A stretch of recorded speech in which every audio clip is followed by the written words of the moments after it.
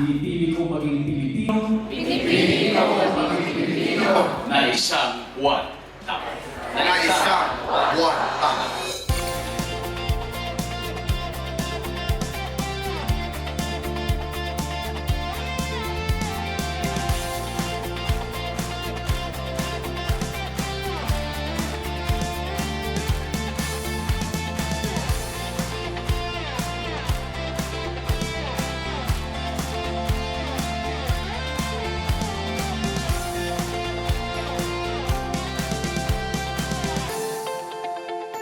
Sinabi na dun sa report di ba? It's the World Risk Index saying that corruption really is a factor, di ba, in determining one's safety, a country's safety. Sa ating halimbawa sa Pilipinas, hindi lang dahil sa naturally ito ang ating location, pero kung hindi din dahil sa, kumbaga, nako-corrupt, di ba, na funds para sa pagprotekta ng ganitong mga natural disasters. And it's really unacceptable because this is something that affects us all. Lahat tayo ay naaapektuhan dito.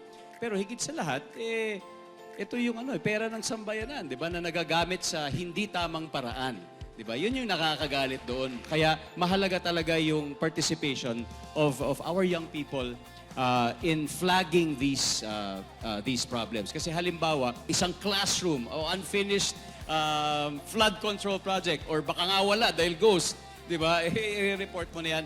Be involved because mahalagang marinig yung inyong boses. Mahalagang malaman na yung kapangyarihan ay mapupunta sa inyo dahil kayo talaga o tayo ang mga nakikinabang talaga dito. Kaya it should never ever be tolerated.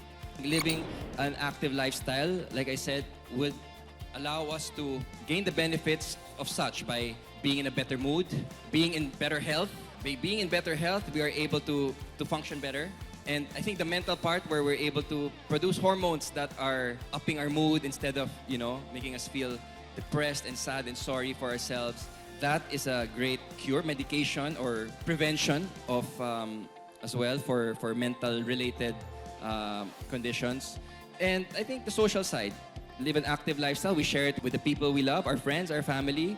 We develop a sense of community and enjoy. Gusto ko lamang malaman ho ninyo, nandito ang aking head writer, nandito sa ID, nandito ang aking mga producers, sila Cha. Pinag-aaralan namin ng mabuti. Ano bang ating intensyon sa episode na ito? Halimbawa, nag-guest kayo, Pia. Pinag-uusapan namin, ano bang intensyon natin? Mag-entertain tayo? Is this going to be a hard question type of interview? Hindi kami nag-uusap-usap at nagsasabing, gumawa tayo ng kwento. Ito ang ating itatanong. Hindi. Showbiz talk show kami. Pero mahalaga sa amin ang facts. Sabi ko nga, kung ang isang tanong ay makakasakit, kung makakasakit, wag na. Isang tanong lang yon. That's a difference because I am not a hard journalist. At ang mga artista are not accountable to the people in the context of our taxes. We are only accountable dahil indirectly, ang nagsusweldo sa amin ay ang taong bayan. Dahil we are a public job. Pihuan Tama simply says that we have to hold people accountable. With all the information and news that we're seeing online, it's important for us to be able to discern well, to fact check, to ask the right question before we just accept.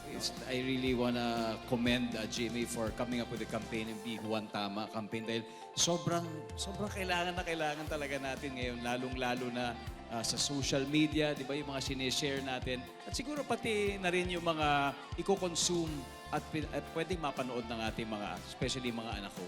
Di ba, gusto natin na parating tama. Pihuan Tama. Bahagi yan ng pagiging tama.